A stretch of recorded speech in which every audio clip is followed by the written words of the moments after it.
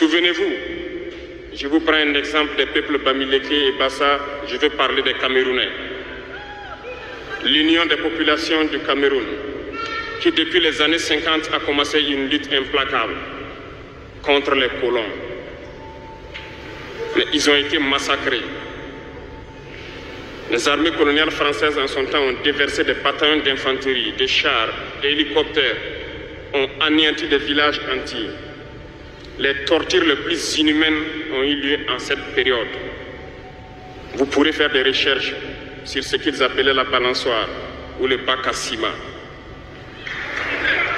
Des centaines de milliers de populations ont été décimées ainsi en Afrique parce qu'ils ont osé demander aux colons de quitter leur terre. Ça a abouti à une guerre civile qui a duré plusieurs années. C'est pour dire que des gens ont osé, ont affronté à main nue les impérialistes pour que nous soyons là. Il n'y a pas de raison que nous ne puissions pas affronter les impérialistes pour que nos générations à venir puissent vivre. Il y a beaucoup d'exemples à travers l'Afrique d'hommes courageux qui ont refusé d'être lâches, qui ont combattu, qui ont fait face. Eh bien, soyons dignes de ces gens. Nous sommes leurs descendants et soyons dignes d'eux. Un lâche ne peut pas être digne. Ne soyons pas lâches, jeunesse africaine. Une phrase qui vient tout droit du pays des hommes intègres, le Burkina Faso. Ces mots traversent les frontières, remontent le temps et viennent frapper aux portes de l'histoire. Ce n'est pas seulement une déclaration du capitaine Ibrahim Traoré, c'est un écho, un murmure lointain, une voix qui se lève des vallées Bamileke et des plaines Bassa, là où des hommes et des femmes ont affronté l'impérialisme, souvent au prix de leur vie. Un cri venu du passé qui traverse le temps, franchit les frontières et vient réveiller les esprits des martyrs tombés pour la dignité de l'Afrique. Il y a une guerre dont vous n'avez probablement jamais entendu parler, la guerre de décolonisation menée par la France au Cameroun. De nombreuses violences ont été perpétrées, des violences extrêmes. Les Français nous ont massacrés alors que notre peuple demandait leur indépendance. D'ordinaire, les hommages viennent de l'intérieur. Mais cette fois-ci, c'est depuis Ouagadougou que le vent du souvenir souffle sur le Cameroun. Dans son discours, le chef de l'État burkinabé évoque ici un passé souvent relégué aux marges de l'histoire officielle. Il parle de ces hommes et de ces femmes qui, dès les années 1950, ont refusé l'ordre colonial. Des combattants de l'Union des populations du Cameroun, UPC, traqués, torturés, exécutés parce qu'ils avaient osé réclamer la liberté. 1945, la Seconde Guerre mondiale est terminée. À cette époque, une partie du Cameroun est sous mandat français depuis 1922. Et au sortir de la guerre, cette partie va être placée sous tutelle française par l'ONU, avec pour objectif d'amener les populations camerounaises à leur autonomie et leur indépendance politique. C'est dans ce contexte qu'émerge dans le paysage politique camerounais l'UPC, l'Union des populations du Cameroun, un parti politique nationaliste qui souhaite l'indépendance du pays. Le succès est très important. Et face à ce succès grandissant, les autorités coloniales sont très inquiètes. Et elles vont mettre peu à peu en place des stratagèmes politiques, comme par exemple la création de faux partis qui viennent contrecarrer les mots d'ordre d'indépendance, vont aussi favoriser des mesures de rétorsion vis-à-vis des UPCistes et des nationalistes. Comme la plupart sont fonctionnaires, en les mutant, en leur menant la vie dure et politiquement en les empêchant de se déplacer à l'étranger, notamment à l'ONU, pour faire valoir leurs droits. À partir de 1955, on rentre dans une répression qui devient une répression judiciaire. L'UPC devient illégal. Certains nationalistes vont être contraints, quand ils ont échappé aux arrestations, à prendre ce qu'on appelle le maquis, c'est-à-dire à se cacher, puis à s'organiser de façon armée. Les armées coloniales françaises en son temps ont déversé des bataillons d'infanterie, des chars, des hélicoptères, ont anéanti des villages entiers. Les tortures les plus inhumaines ont eu lieu en cette période. Il décrit les supplices infligés, les balançoires, les bacs à ciment, des techniques de torture dont les survivants parle encore à voix basse. Dans cette fresque tragique, deux peuples émergent comme symbole de la résistance, les Bassa et les Bamileke. C'est l'héritage des insomnies.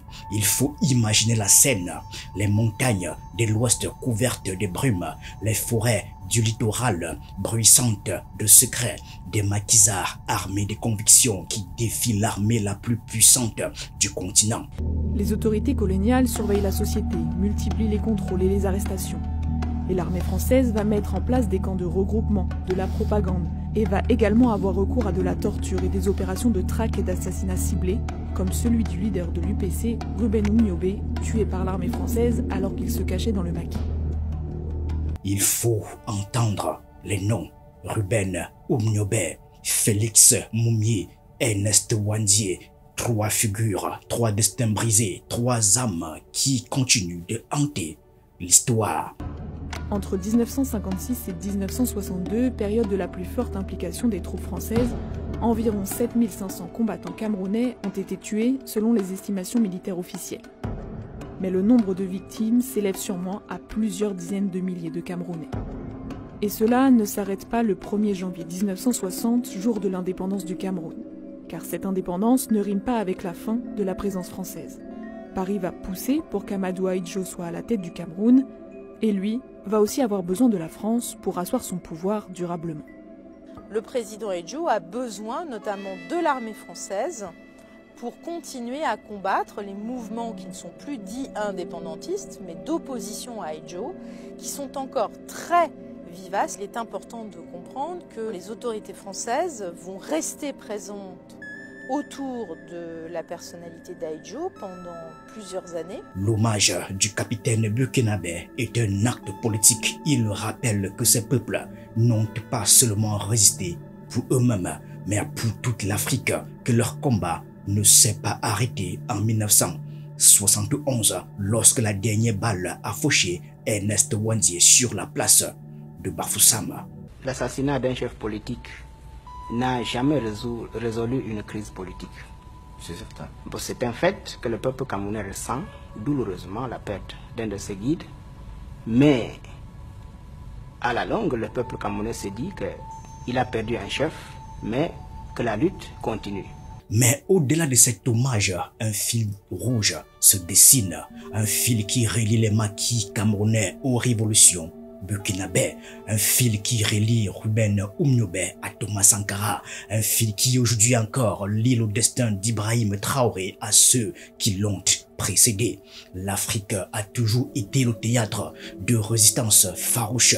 Les Camerounais ne furent pas les seuls à oser. Sankara!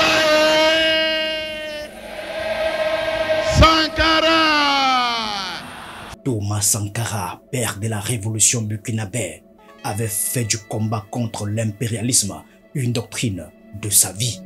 Comme les nationalistes de l'UPC, il avait compris que la liberté ne se donne pas, elle s'arrache. Dans cette croisade des infériorisés, pour se restituer leurs droits présentement objet de spéculation des immenses richesses des autres, la lutte ne peut être qu'implacable, sans merci. Aux pourparlers utopiques et sentimentalistes, il nous faudra substituer la légitime violence pour répondre, même avec un siècle de retard, aux coups de canon qui ensanglantèrent l'Afrique et aux fers qui enchaînèrent nos ancêtres. Un droit ne se négocie pas, il s'arrache. En 1958, Ruben Oumniobé tombait sous les balles françaises, traqué dans la forêt de Bomnobel. En 1987, Thomas Sankara était assassiné à Ouagadougou, victime des mêmes forces hostiles au changement. Deux trajectoires, deux époques, une même cause. L'Afrique doit se libérer par elle-même.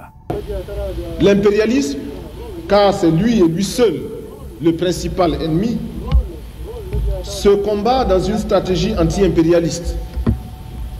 Il est autour de nous et parmi nous. La djihad libératrice de nos masses populaires commande que nous sectionnions le cordon ombilical néocolonial par lequel s'irradie en nous la paralysante négation du véritable homme qui lutte pour son bonheur, homme africain parmi ses frères africains. Alors, mesdames et messieurs, chers frères, ce n'est point avec des ciseaux raffinés, délicatement manipulés par une sage-femme doucereuse et prévenante qu'il faut trancher ce cordon ombilical. Non. C'est au contraire avec la pesante et tranchante hache qu'il faut asséner un coup vif et brutal à la manière du robuste bûcheron. Tant que nous ne serons point des côtés des mimétismes néocoloniaux par lesquels nous considérons notre existence comme destinée à reproduire, à justifier et à magnifier ce que par intrusion d'autres nous ont imposé, notre génie émancipateur ne se libérera pas. Aujourd'hui encore, Ibrahim Traoré s'inscrit dans cette lignée. Son discours sur les peuples Bassa et Bamileke du Cameroun n'est pas anodin. Il sait que la mémoire des résistants camerounais est aussi celle de tous ceux qui, à travers l'histoire, ont combattu pour l'Afrique. Si nous restons dans cette posture de peur, nous serons lâches et l'histoire nous jugera. Nos enfants poseront des questions, nos petits-enfants poseront des questions. Nous sommes en train d'écrire l'histoire. Il n'y a pas de place pour la lâcheté. Si nos ancêtres avaient été lâches, nous ne serions pas là. Cette phrase résonne comme une leçon de Sankara lui-même qui répétait souvent: l'esclave qui n'assume pas sa révolte ne mérite pas que l'on s'apitoie sur son sort. Tant que nous ne nous serons point exorcisés contre l'envoûtement colonial, nous ne cesserons point de percevoir l'Afrique autrement que dans les regroupements ataviques, c'est-à-dire en francophone, en anglophone, en lusophone. La patrie ou la mort, nous vaincrons. Je vous remercie.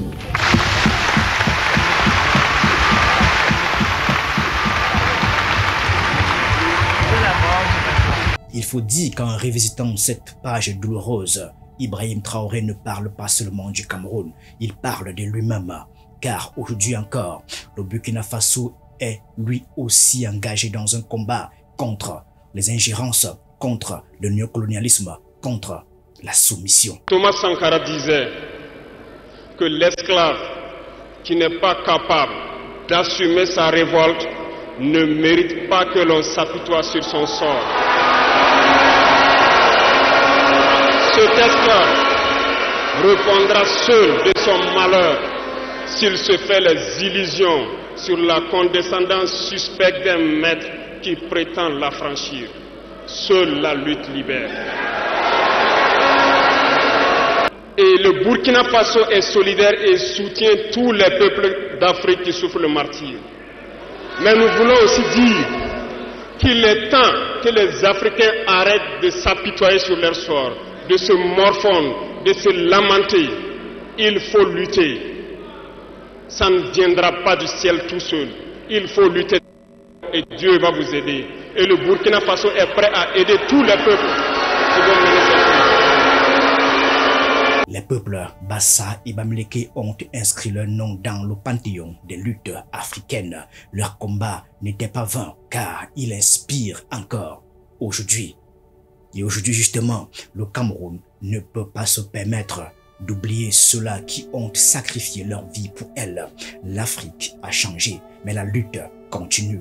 Elle n'est plus menée dans les maquis, mais dans les sphères économiques, politiques, culturelles.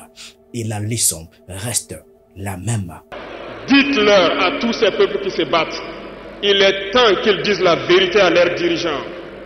Au Burkina Faso, lorsqu'il s'est agi pour nous de contribuer donc pour que le FDS soit équipé, les députés n'ont plus de salaire aujourd'hui. Ils n'ont que des indemnités de session. Les salaires des ministres ont été diminués au maximum et le peuple contribue. Vous ne pouvez pas lutter et vouloir que les dirigeants soient dans un luxe insultant. Les peuples doivent se réveiller et exiger cela de leurs dirigeants. Cet hommage venu d'ailleurs replace les peuples Bassa et Bamileke dans la grande fresque des résistances africaines. Il leur rend justice, mais il les interpelle aussi. Comment perpétuer cet héritage? Un hommage venu de Ouagadougou, un rappel du passé, une question pour l'avenir. L'héritage des martyrs de l'UPC ne doit pas être un simple souvenir, mais une boussole pour l'avenir.